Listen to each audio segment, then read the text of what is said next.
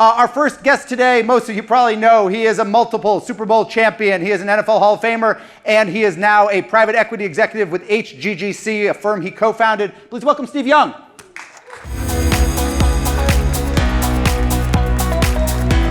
How are you, buddy? Good. I did not play for the New York Giants, so don't screw that up, all right? Jeez, enough of that. I know you played for the Jets. So Steve, your career, your football career ends. Most people know you for stuff you did on the field. Why exactly was private equity your next move? And admittedly, a long time ago, 17 years now, but why was it private equity? It's a long story. We were investing out of the locker room when we were the 49ers in the mid-90s in Santa Clara when the Silicon Valley was exploding around us, and John Chambers was I'd throw a bad pass and hit him in the head. So it's like they were all around. And so we started to invest out of the locker room, and that got me away from law school. I'd gone to law school while I was playing, thinking that I'd end up in the legal profession. And then we started a business right at the end of my career called Found.com, and kind of enablement to retailers at the time when they were worried about Amazon. My buddy from college, had kind of algorithm around a geographic boundary around an internet search. And so that started me into business. It was backed by XLKKR and Bain, and that's what kicked me into the business side. And then that also just ended up kicking me into private equity about a year later, which was, I cut the line, right? I didn't get into consulting. I wasn't a banker. I was a founder before I was an associate. So, I mean, these are the kind of things I was entrepreneurial about it, but that's how it all happened. It happened kind of out of the locker room when we were investing in up and down Sand Hill Road with all our friends. And that was because you were physically in San Francisco. In other words, you don't think peers in Chicago or New England or New York? No, it's because it was happening as we drove into, like you drive into work in Santa Clara, you'd run into all these businesses that were exploding in Silicon Valley in the mid-90s. You couldn't miss it. And so, yes, I think it was mostly because we were in San Francisco at the time. Yeah, there's a lot of pro athletes who end up at venture capital firms or private equity firms, and they seem to kind of call them celebrity partners, right? They get brought in to seal a deal here or there. You seem to not be that. You never have been that. Was there a temptation to be that, to be the guy who calls in once a month when you're needed and just collect your check? That's just not how I started. My hero, Roger Staubach, was a quarterback for the Dallas Cowboys. We became good friends, and he was very successful in the Staubach company afterwards. And I go, Roger, what do I do now that I'm finished playing? He goes, run. And so that's what I started. I ran away. He said, just get away from it and start something new. Have the humility to start over. And I went into private equity with that humility. I didn't go into private equity because I could use all my contacts and all my experience. And no, I went in to start and become a financial investor. I want to be an investor. I want to be professional. I went down to the roots. And so that's why, for me, it's different than if you join a firm and you're just going to be the guy that's, I'm not going to say glad-handing, but just, you can say glad-hand. You know what I mean? I didn't want to be that. It's fine. There's no problem if you do that. It's a great way to get into private equity and be around it. But I just ran away and started to. The people I joined with to start my private equity career, very smart, classic private equity trained, and they allowed me in because I was willing to do the work. And I think I had to follow up with that. It took me 15 years to start using my relationships from my previous life into my investing world. We now have a sports kind of thematic sourcing after all these years. And then we get into a meeting with the business owners in sports, like, where have you been? I'm like, I just took some time to figure out that it was okay to bring the two worlds together for me. To mix metaphors a little bit, what would be the basic scouting report on you as an investor? I would think that it would be, I tend to bring my previous life in football to business, in that we're going to find a way across the line. All the metaphors work, but we're going to find a way to cross the goal line. Like, even if we have we can be arguing and haggling and having a really tough conversation. I even had chairs thrown at me. I've had a lot of things happen in business. Wait, when was a chair thrown at you? It was a tough moment. I laughed because the guy tried and didn't. I don't know if he was aiming at me. He was just very frustrated, and I chuckled and I said, "That's all you can do is just you didn't even throw that far. Like, that was not that."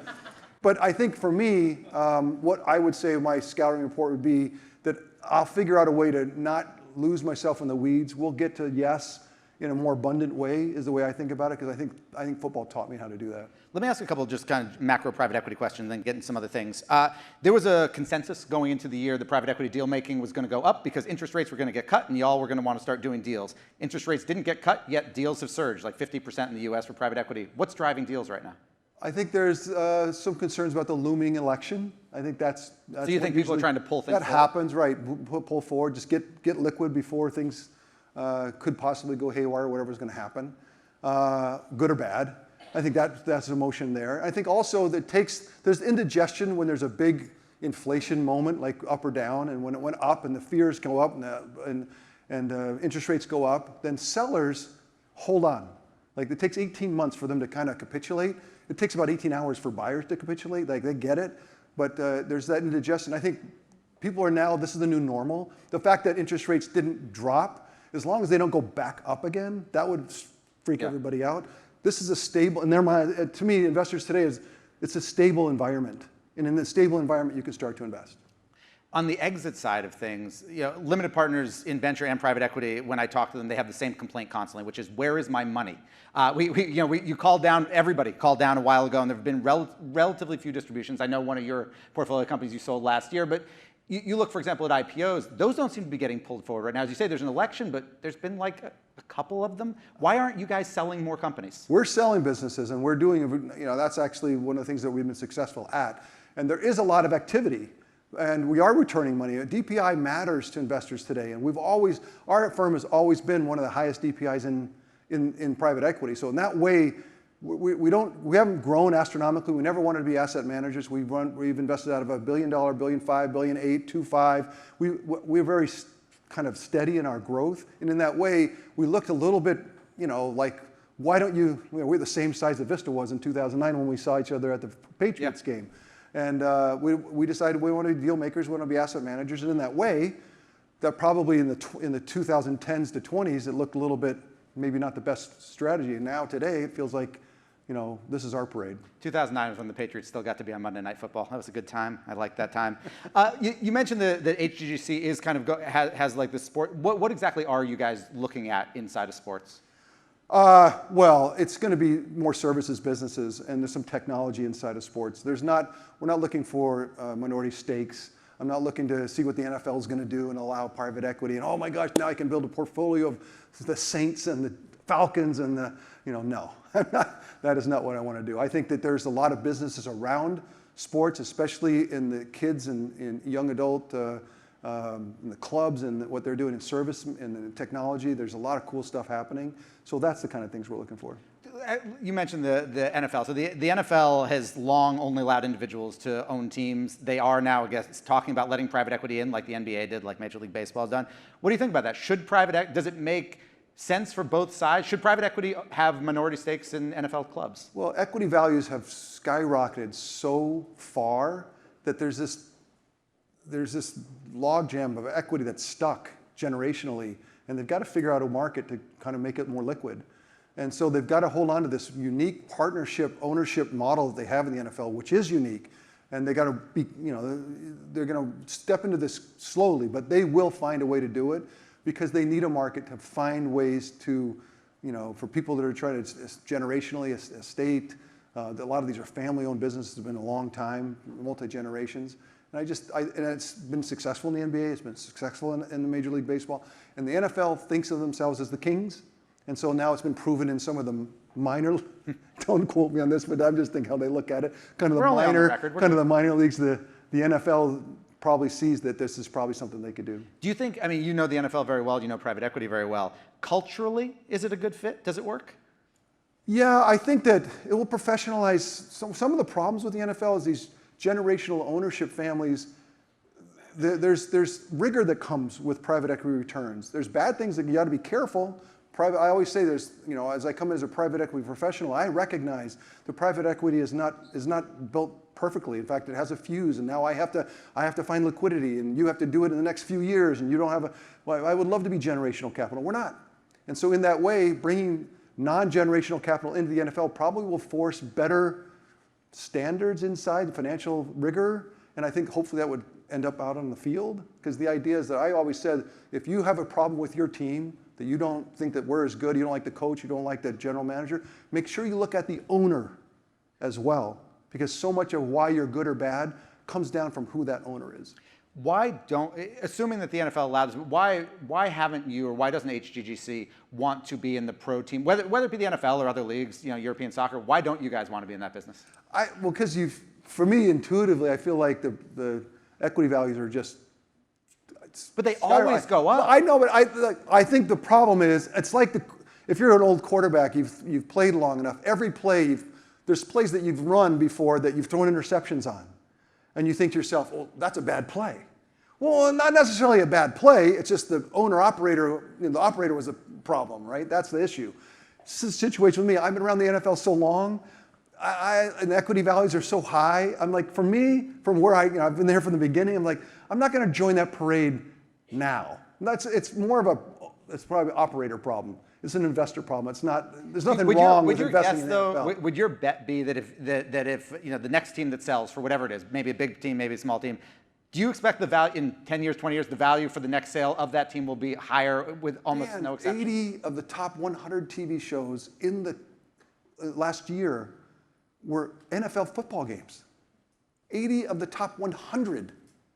The domination of the NFL and what it means, the equity live, especially with AI, the more and more in time, you got to figure that as human beings, we're going to say, what's real? Well, I know that when I'm going to the stadium and I'm going to watch the 49ers play the Rams, I'm watching something real, and it's going to be, that's not going to go away. So equity values, I can see why it's investable even today, even though I have my own, idiosyncrasies about it. It's definitely investable today. And you'll see a rush. They're going to limit probably 5. Every firm can have 5 stakes in different teams. I think you'll see a rush to it. You were in the Middle East last week for business things. Do you think the NFL will allow, for example, Saudi PIF or other kind of sovereign wealth funds from the Middle East to be part of the buying, assuming there is buying? Yeah, I think especially if we start to build more bridges and build more strategic relationships and recognize what people are trying to do in the Middle East, the changes that are happening, I get a sense that I can see the stabilization of those relationships allowing that kind of stuff. I think that you're seeing that in Europe and European soccer really heavily, and you're seeing in European soccer both domestically in the Middle East and all over the world coming in.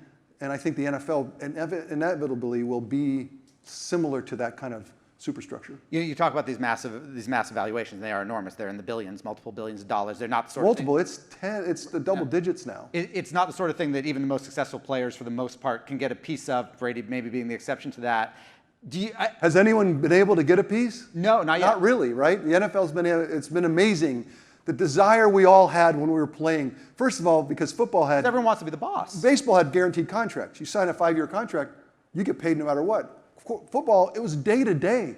You might sign a $30 million contract, but it's guaranteed tomorrow. Well, not even tomorrow, just today. And so we had such desire for guaranteed contracts. Or player equity was like this dream. And so I can guarantee you there is an incredible interest for players. And if you think about it, if enough time went by, an infinite amount of time went by, all leagues would be owned by players, right? Given enough time, the players would realize, wait a second, why am I not owning my game? And I think that you can see that now. I think the NBA is ripe for that. I think golf is for sale today. Yeah. And I would tell the players today, golfers, take the top 50 guys, go get Goldman and find debt financing and go buy it. You could be equity owners of golf, but players, I don't know, we're more mercenary every week. You got to go, So it sounds like you shouldn't be a partner in a private equity firm. You should be like an advisor, like a pro athlete financial advisor. I'm going to open a consultancy tomorrow. Thanks to you and me, Dan. We'll do it. I'm in. It's a very good gig. Last kind of football question, although I'm going to go into a kind of different thing, is even though it's not the same league, when you started in pro football, you did not start in the NFL. You started in the USFL, which is sort of back under a new ownership, new everything. Does it seem strange for you for that league, that name to be back? No, in fact, this is mid '80s now, so I'm sorry, that's how old we are. It was a league that had made its space in the spring, and had filled stadiums, had a number of teams that was the #1 ticket in the city at the time. The cities that were like San Antonio and Birmingham and Jacksonville and Tampa and Oklahoma City, and in the bigger ones I played in LA even. So to me, it was established, and they just would have stayed in the spring. They would have stayed and been able to compete. So can I ask the obvious question? From your perspective, did Trump destroy the USFL? Whoever moved them to the fall ruined the USFL. Something else you've been involved in, you spoke in an NFL owners meeting. That was a good way of dodging the name. You spoke recently at NFL owners meeting about girls flag football. You coach both your daughters in high school right now. It's coming to the Olympics apparently in 2028. 2028. Just talk to me a little bit. What's the experience been like coaching it? What have you learned from coaching it? Wow, it was an explosion, revelation for me. My kids came home from the first day of practice, and because I was excited for them to go play, I was like, great. My two boys, older boys, didn't play any football, so it was the first time football was in our home. And they came home so excited, and the coach said, Steve, can you come and help out? You know, I'm like, come on, Dad, come on. So I went over the next day. So I will tell you, from that moment, I walked over the first practice, and what hit me was the visceral sense of inclusion that I felt from them. The girls were so excited to be a part of football, a game that they'd seen their whole lives, their brothers played, and they now were able to play it. And the next thing I realized is they didn't know anything about it. They wanted to, I felt included. I can't wait to play. What is it? And so it was amazing to watch them learn the game, and from scratch, the first practice was like, okay, so how do I hold the ball? And I'm like, I don't know, I haven't thought about that for a long time. You know, how do I throw it? I was like, how do I describe that, right? So that was, for me, it was bringing it all back home. It was, to me, it was visceral. It felt really wonderful. And then what I realized as we taught them the game, that football's made for girls. What do you mean by that? Think about football. It's a series of plays, a series of choreographed plays. The choreography, once the girls realize that, wait a second, this is a dance step. This is like just run the lines and you'll thrive. And I'm like, yeah, and you can affect the defense this way and this way. And they're like, oh my gosh, you're kidding me. And then it was like they just ate it up. And like, I gotta be honest with you, I played with professional athletes, boys, men, that couldn't go on the second snap count. Like we'd go on one 98%, 99% of the time, and every once in a while we'd go, let's go on two, okay? Then the whole way up the line of scrimmage, they'd be like, we're going on two, remember two. And then I'd go, hut, and they'd all jump off sides. You know, and you're like, oh my gosh. And the girls, you played for the Buccaneers. Once I realized, but I'm telling you once I realized, I told the girls about going on different snap counts. They're like, oh my gosh, this is amazing. They would go on 5. No one flinched. Like, I'm just telling you, there was, from my anecdotal experience, coaching the girls, football is made for girls. They sensed what the game was, and because you took out the physical part and just played the athletic part, by the end of the year, I turned to the coach of the team. I was just the assistant, little guy that showed up late. I said, John, I think the girls could beat the boys, as long as we kept the physicality out of it, because of this detail that they had around the game and their love of the game. Is it big enough? The fact that it's going to LA for the Olympics in 28, it's big enough in terms of number of people playing, number of girls and women Not playing? yet, but I guarantee you it's going to take over volleyball. It'll rival dance. It'll rival gymnastics. The love that they had, they loved the inclusion at first. At the end of the season, everyone said that it's the most fun they ever played playing a sport. So I think it's going to explode in a way that no one can even realize. Let me ask a couple final questions. You were part of the ESPN football crew for about 20 years. You were part of, unfortunately, the cuts last summer. Oh, thanks, Dan. You said I got fired? Thanks, I appreciate that. I'm saying there I were thought downsides. I aged out, but now I got fired. Okay, fine. So let me ask you about your former employer. Should ESPN still be part of Disney? Is that the best place for it? I mean, it's all entertainment, and in a way, live entertainment and entertainment in general is going to rule the world into the future. So the idea that they're together can't be a bad thing, right? Is it most efficient? Is it perfect?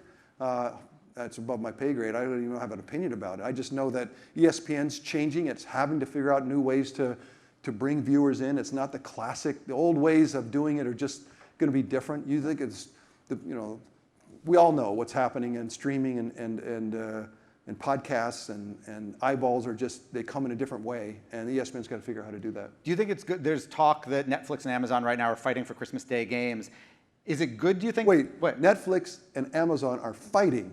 Correct. To be the ones that think about that. So it's inevitable that you're going to, look, well, last year they went on, was it Peacock, and they made everyone pay, and everyone's like up in arms, but what happened?